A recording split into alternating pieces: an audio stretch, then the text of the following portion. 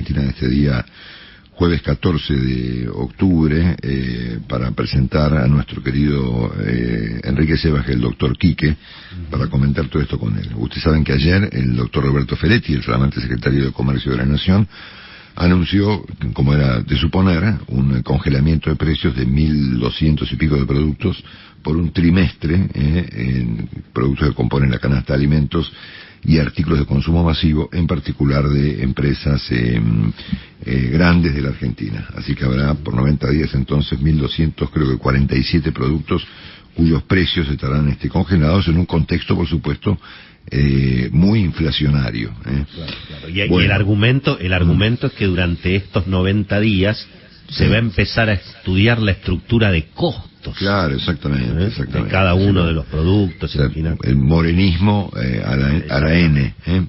Bueno, para justificar esta medida, Feletti dijo que hubo en la Argentina pactos sociales exitosos, que no todos fracasaron, ¿no?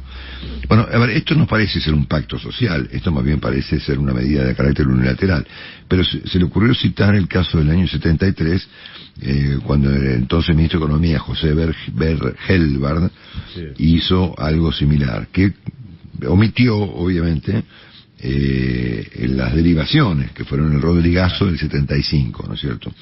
Bueno, esto por un lado. Por el otro, habló Martín Guzmán, y dijo que no vamos a hacer ningún salto devaluatorio. Lo hizo en el contexto de una conversación que mantuvo con José del Río, si yo no me equivoco, de La Nación, en el coloquio de ideas, sin advertir que el salto devaluatorio ya ocurrió, ¿no? Y que además viene ocurriendo desde hace bastante tiempo como consecuencia de la brecha cambiaria, ¿no es cierto? Bueno, y en el extenso diálogo que hoy reproduce, o que anoche por lo menos reprodujo La Nación en su portal, Guzmán insiste en esta noción de que su propósito es tranquilizar a la economía argentina. Las empresas, en IDEA, han dicho, sobre todo lo ha dicho con todas las letras Paula Altavilla, que es la presidenta del coloquio, que no sé a qué compañía pertenece, Willy. Una compañía que se llama Schneider Electric. Exactamente. Realmente no la conozco, la compañía. Habló, por supuesto, del desorden macroeconómico de la Argentina con todo criterio, ¿no es cierto? Sí, claro. Bueno, hoy se va a conocer la tasa de inflación correspondiente al mes de septiembre, que mucha gente, consultores y expertos la colocan en 3, algo. El presidente habló ayer de finalmente acordar para el fondo, después de la reunión que mantuvo con los empresarios, donde ayer Francisco Navarro nos confirmó que el presidente dijo que la señora Kirchner dijo que estaba de acuerdo con el acuerdo, que esto va a ocurrir tan pronto se den las condiciones, ¿no? Y al mismo tiempo la señora Cristalina Georgieva, reunida con Martín Guzmán, dijo que falta aún llegar a un acuerdo que sea creíble y útil para los argentinos. El presidente va a cerrar el coloquio de IDEA que está ocurriendo en Costa Salguero, en la ciudad de Buenos Aires, y esto va a ocurrir mañana, ¿no?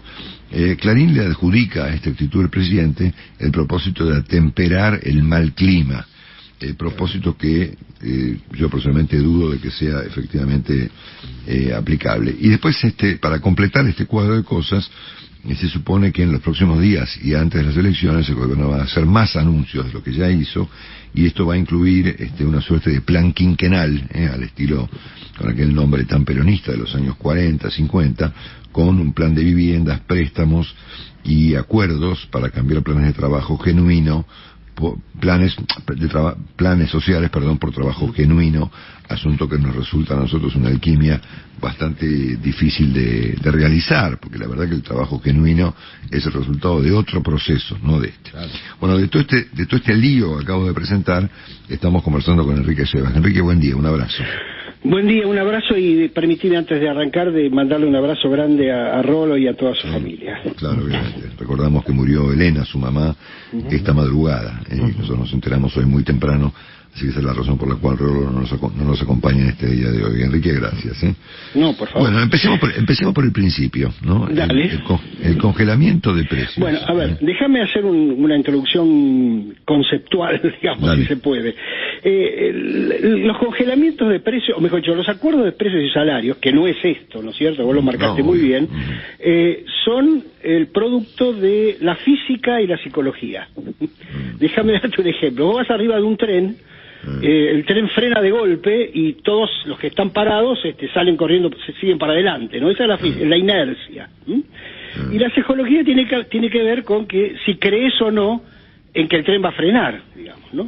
Entonces, ¿para qué es un programa, un pacto, un acuerdo? Y si querés un congelamiento de precios salariales, pues dice, bueno, mira, yo voy a aplicar un cambio de régimen económico, voy a hacer un programa macroeconómico, un programa coherente, como diríamos hoy, sostenible, que soporta todos los clivajes, todo lo que vos quieras, pero lo más probable es que vos no me creas. Entonces, como esto va a frenar de golpe, para evitar la inercia de que vos no me creas y que tengamos más costos, porque vos vas a seguir actuando como si ese programa no existiera, nos sentamos y le hacemos firmar a todos que me van a creer. Entonces vos no tenés dudas porque como firmó tu vecino que va a hacer lo mismo, firmó tu proveedor que va a hacer lo mismo, firmó tu empleado o el sindicato que va a hacer lo mismo, el programa tiene sentido y el programa funciona. En el caso del Plan Austral, en lugar de hacer el acuerdo, se usó, ¿te acordás? La tablita del desagio o ese tipo de cosas. Ahora, también como hubo congelamiento. También hubo congelamiento. Perdón, no te escuché. Digo que también hubo congelamiento por 90 días. Exacto. Ahora, ¿qué pasa? Como se acaban de dar cuenta, primero viene el programa y después viene el congelamiento. Exacto. O sea, primero viene un programa macroeconómico que frena, que tranquiliza, y después viene eventualmente, como no me crees, etcétera, etcétera, congelamiento. Ahora, este es un gobierno donde el tren está acelerando, no está frenando, está haciendo exactamente lo contrario. Entonces, lo único que haces en este contexto sí es, digamos, si efectivamente tenés éxito por 90 días, es bueno parar algunos precios, dar la sensación de estabilidad, afectarle la rentabilidad a muchas empresas, generar problemas en la cadena de comercialización, en la cadena de producción, etcétera, etcétera, sin ningún otro tipo de cosa, porque el programa todavía no está, efectivamente no está. Entonces, para eso es lo que tenemos hoy y como yo digo siempre, discúlpeme que dice que no hay que cambiar de chiste sino de auditorio, pero yo mantengo el chiste y el auditorio. Vos te tirás de un piso 30, por un ratito volás, pero al final del tiempo te hiciste pelota contra el piso, ¿no? Entonces esta historia de los congelamientos que son, como no tengo programa económico, como no tengo acuerdo con el fondo, como no tengo, o mejor dicho, como tengo un programa que es más inflacionario todavía, más desorden macro todavía, y bueno, me he hecho mano a estas cosas para ver si electoralmente genero alguna sensación de estabilidad y la gente cuando vaya a votar dice, bueno, me pusiste más platita, puedo comprar un poco más de carne, un poco más de lo que fuere, estas cosas, digamos, ¿no? Así que esa es la historia. Yendo al ministro de Economía, primero una cuestión absolutamente de perogrullo, ¿no? Ningún ministro de Economía anuncia una devaluación. O sea, si vos le preguntás al ministro de Economía, dígame, ministro, ¿usted piensa devaluar y subir el tipo de cambio y generar más inflación? Y el ministro dice, de ninguna manera, ese es nuestro plan.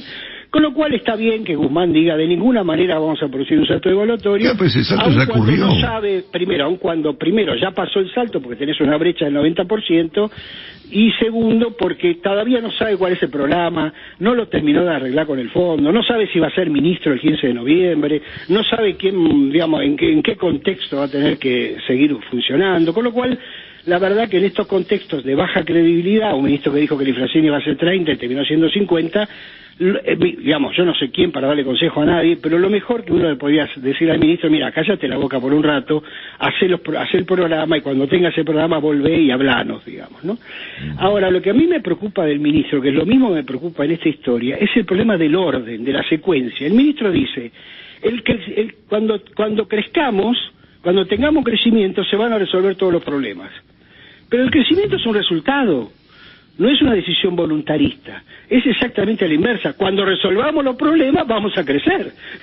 Entonces, todo este clima que está rodeando esta historia es, bueno, pongo el acuerdo de precios porque no tengo programa, pongo palabras porque no tengo números, digamos, ¿no? Es decir, todos estos adjetivos que reemplazan los números, no tengo, digamos, esta crisis general de credibilidad, de confianza, de falta de programa.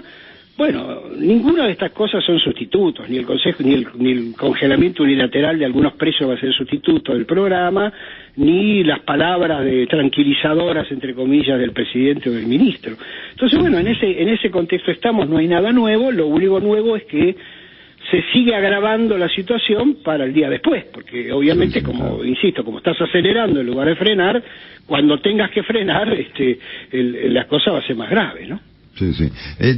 Permíteme volver un poquito para atrás cuando Feletti cita el caso de José Berkelber, ¿no? El congelamiento del 73. Pacto social. ¿Cómo se le ocurre citar un ejemplo que terminó en una tragedia? Y bueno, porque son así, bueno, porque el ejemplo duró 2 años, ¿no? O sea, el ejercicio de Berkelber duró el 73 y el 74, y entonces, bueno, como él debe pensar que lo máximo que puede aspirar es estar 2 años hasta el 2023, y bueno, a lo mejor por 2 años funciona. Sí, la verdad que, primero, otra vez, lo de Berkelber fue un pacto social que incluyó precios y salarios, no el congelamiento de algunos precios. Perdón, y que tenía equilibrio presupuestario, no había déficit fiscal en ese momento. En el marco de un programa macroeconómico que, bueno, que uno puede, a la distancia decir, ponerle todos los adjetivos que quiera, pero al lado de esto era para el premio Nobel, digamos, ¿no? Claro. En términos de presupuestario. Tercero, y eso sí me parece importante meterlo ahora, porque el secretario de Comercio, ministro, quien fuere, olvida el actual contexto internacional, que fue el mismo olvido que tuvo el programa de Helvar. Helvar armó el programa en medio de la crisis del petróleo, la crisis energética de la guerra que era la guerra del Kipur en el 73, etcétera. Exactamente. Entonces, y esto se está haciendo en medio de yo no diría una guerra porque no corresponde, pero en medio de un desbarajuste macroeconómico, de precios relativos, primero generado, por supuesto, por el COVID y todo lo que pasó después. Todas las políticas monetarias expansivas de los bancos centrales para combatir el COVID. Ahora estamos viendo los efectos colaterales. Tercero, todo el cambio de política de China, que ha generado un desbarajuste en los precios de la energía, en las cadenas de valor. China, o sea, Xi Jinping en su autocratismo, se dirá, está imponiéndole a las empresas que cumplan con las metas de contaminación, con lo cual ha cerrado fábricas directamente porque no les ha generado abastecimiento de energía, está interviniendo todas las empresas privadas que son las dueñas de los datos, ¿sí? Todas las grandes fintech o big tech de China están siendo intervenidas por el gobierno porque dice el recurso del siglo XXI son los datos son del gobierno, no son de las empresas. Está generando un desbarajuste en el mercado financiero e inmobiliario, etcétera, etcétera. Entonces China está trasladándole a gran parte de la economía, dado que su importancia, tremendos problemas en la cadena de suministros, como vos mencionabas antes. Y por último, lo de Rusia y el gas en Europa, que también ha llevado al récord a los precios de la energía. O sea, estamos en medio de un desbarajuste macroeconómico internacional, la caída del precio de la soja y las commodities, que hace que la Argentina no se pueda aislar de eso, porque Argentina es un país que depende de ese mundo. Entonces, sobre el error básico que es aplicar un programa setentista en una economía del siglo XXI, se le suma el segundo error básico, que fue también el error del peronismo de los 70, de no entender el mundo. Entonces, combinás esas dos cosas, combinás el desequilibrio macro argentino, combinás el problema político que se está gestando, mejor dicho, que ya se gestó y que probablemente se confirme después del 14 de noviembre, y obviamente estamos en un problema que no lo arreglan 1.200 precios que no se muevan por unos días, digamos, ¿no? Sí, claro. Bueno, estamos escuchando al doctor Quique, Enrique Sebas. Enrique, muchísimas gracias por estar hoy con nosotros. Te mandamos un abrazo. Hablamos en las próximas horas. Por supuesto, abrazo grande a todos ustedes. Chao. Gracias, Enrique. Un abrazo.